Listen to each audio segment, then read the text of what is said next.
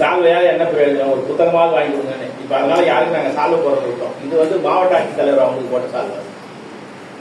அதனால இப்ப பள்ளிக்கூடத்துல வந்து புத்தகங்கள்லாம் வாங்கி கொடுக்குறோம். எதுவாக இருந்தாலும் சரி, ஒரு நிகழ்ச்சியை ஏற்பாடு பண்றதுன்றது சாதாரண விஷயம் இல்லை.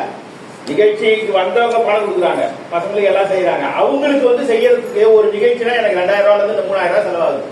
அதை யாரும் கொடுக்க போறது இல்லை, நம்ம யாரும் கேட்க போறது இல்லை. நாங்க கேட்கறது என்னன்னா, நீங்க வந்து நேரத்துக்கு இருந்து நான் போறேன் போறேன் போறேன்னு சொல்லாம இருந்தா போதும். அது மாதிரி நீங்க சொன்னீங்கன்னா நான் எந்த நிகழ்ச்சியும் போயிட்டு ஏற்பாடு பண்ணவே மாட்டேன். ஒருத்தர் கூட சொல்லக்கூடாது. நான் சொல்றதுதான், எனக்கு வேலை இருக்குன்னு ஒருத்தர் சொன்னீங்கன்னா அப்ப எனக்கு வேலை இல்லையா? எல்லாருக்கும் வேலை இருக்குது. கான்வென்ட் பள்ளிக்கூடத்தில் போனீங்கன்னா நீங்க என்ன செய்வீங்க? 11 மணிக்கு போயிட்டீங்கன்னா 10 மணிக்கு உட்காந்துருக்கீங்கல்ல, அவங்க அனுப்புறவங்களும் வச்சிருக்கீங்கல்ல.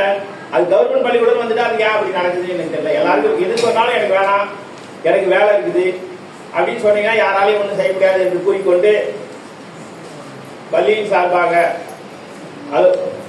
இந்த தேர்வு அலுவலர் அவர்களுக்கும்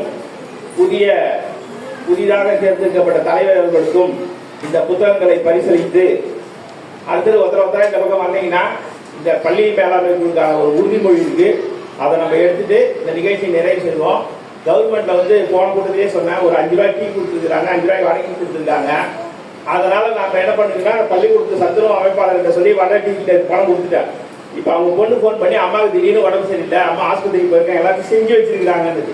சரி, ஆட்டோலயே எடுத்துட்டு வாங்க, அது என்ன பண்றாங்கன்னு தெரியல. அதற்கு ஒரு முறை உங்களை மன்னிப்பு கேட்டுக்கொண்டு அவங்களை அன்போடு பரிசீலனை அன்போடு கேட்டுக்கொண்டு நீங்க அதை புத்தகத்தை